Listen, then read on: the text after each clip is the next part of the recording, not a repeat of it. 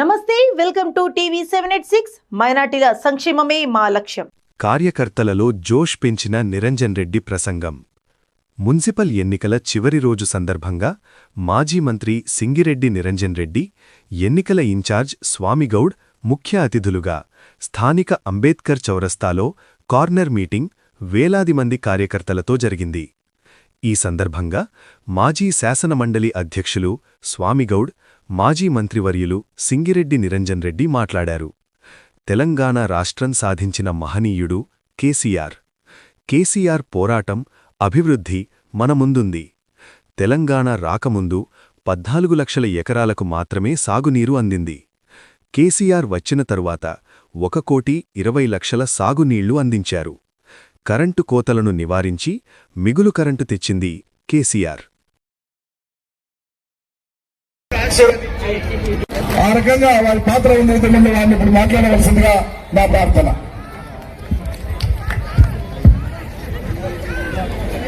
జై తెలంగాణ. రేపు పొద్దున ఓటేసి వీళ్ళందరినీ గెలిపిస్తారా? జై తెలంగాణ, జై తెలంగాణ. కారు గుర్తుకే. ఇంకా సగం మున్సిపాలిటీ కూడా నువ్వు వెంబడే పోతావా ఏంది? పోనీయరు అట్లా. బాబు మీరు కూర్చోవాలి, అడ్డం ఉన్నారు నాకు. వాళ్ళ ప్రజలకు అడ్డమవుతారు. వెనక్కి జరుగుతాయి. ఇంకా మీరు వెనక్కి జరండి. ఇంతమంది వచ్చిండు, వాళ్ళని చూడాలి, వాళ్ళ దిక్కు చూసి మాట్లాడాలి కదా. దయచేసి ఏమనుకోకండి, వెనక్కి జరగండి. పిచ్చాటోజీ. ఓకే, మీ అందరు కూడా పేరు పేరున నమస్కారాలు. కమ్యూనిటీ వాళ్ళకి అందరు కూడా నమస్తే. నమస్తే నమస్తే.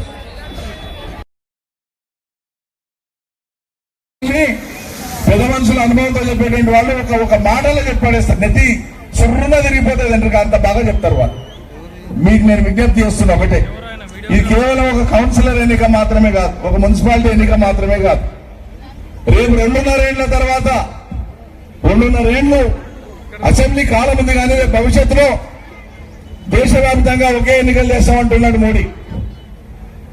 జనాభా లెక్కలు తీస్తున్నారు, తొందరలో కులాల లెక్కలు తీస్తున్నారు. ఇవి జరిగినాక అన్ని ఎన్నికలు కలిపి పెడతా అంటున్నాడు. ఒకవేళ అదే జరిగితే అది వాళ్ళ చేతిలో ఉంది, ఢిల్లీ వాళ్ళ చేతిలో ఉంది, మన చేతులు లేదు. ఈ 2.5 ఏళ్లు ఉన్నటువంటి రేపటి కాలం, అసెంబ్లీ కాలం, కేంద్రం తీసుకునే నిర్ణయాన్ని బట్టి అది ఏడాదిన్నరమే కావచ్చు.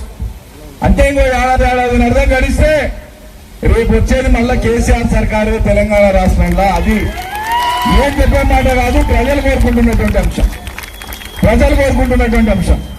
కాబట్టి ప్రజలు ఇంత గాఢంగా రేపు మళ్ళా కేసీఆర్ రావాలి, ఇప్పుడు కాంగ్రెస్ విఫలమైంది అనే దిక్కు అనుకుంటూ మళ్ళీ అలా కాంగ్రెస్ మున్సిపాలిటీలో కూర్చోబెడితే రేపు కేసీఆర్ వచ్చినాక మీ దయతో మళ్ళా మేము వచ్చినాక పనిచేద్దామని పోతే కౌన్సిలర్ ఓ పార్టీ మేము ఓ పార్టీ అయితే వాళ్ళు కాళ్ళ కట్టెలడం వేయడానికి పనికొస్తారు తప్ప ప్రజలకు మేము పనిచేయడానికి ఆటంకం అయితే దయచేసి ఆలోచించండి.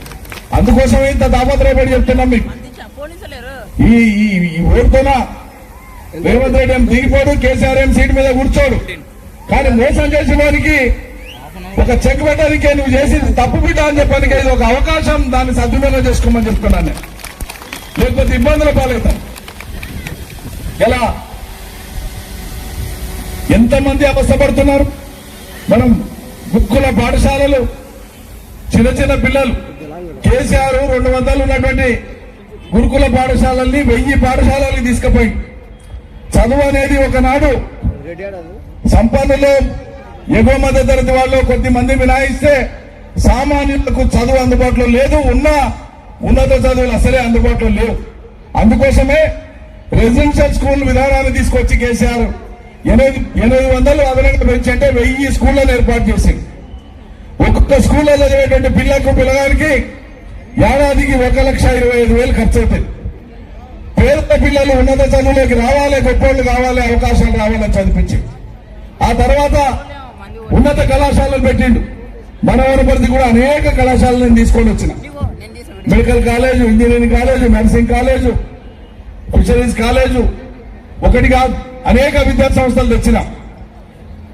మంచి స్కూళ్ల నుంచి వెళ్ళి వాళ్ళు రెసిడెన్షియల్ స్కూళ్ల నుంచి వెళ్ళి తల్లిదండ్రుల మీద భారం పడకుండా మంచిగా చదువుకుంటే ఉన్నత విద్య ప్రభుత్వ పరంగా ఉండేటువంటిది కేసీఆర్ అందుబాటులోకి తెచ్చి రెసిడెన్షియల్ స్కూల్లో కేసీఆర్ ఉన్నప్పుడు శుభ్రమైన ఆరోగ్యకరమైన నాణ్యతతో ఉన్నటువంటి భోజనాన్ని పిల్లలకు పెట్టించేది.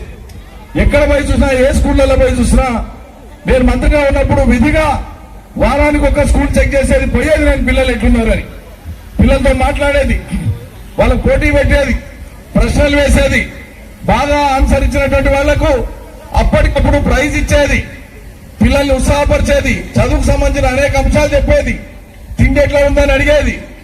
ఏ రకమైన కంప్లైంట్లు లేవు.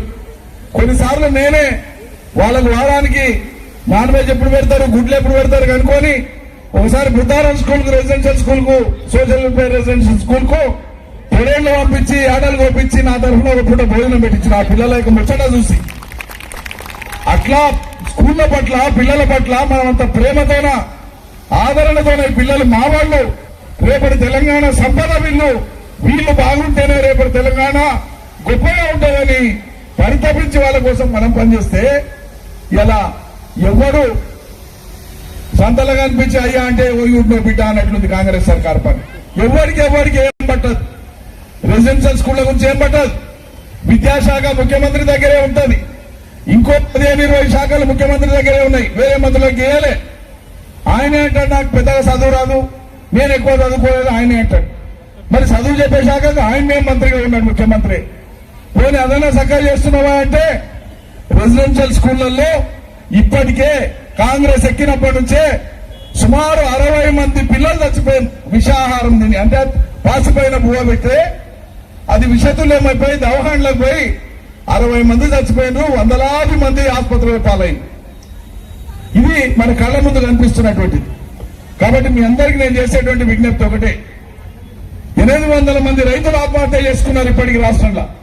తెలంగాణ తెచ్చి కేసీఆర్ రైతు యొక్క ధైర్యాన్ని పెంచితే, గుండె ధైర్యాన్ని పెంచితే రైతుది, కాంగ్రెస్ వచ్చి రైతుల యొక్క మనో నిబ్బరాన్ని దెబ్బతీసింది. 800 మంది రైతుల ఆత్మహత్యలైన ఈ రాష్ట్రంలో, చేనేత కార్మికుల ఆత్మహత్యలైన ఈ రాష్ట్రంలో.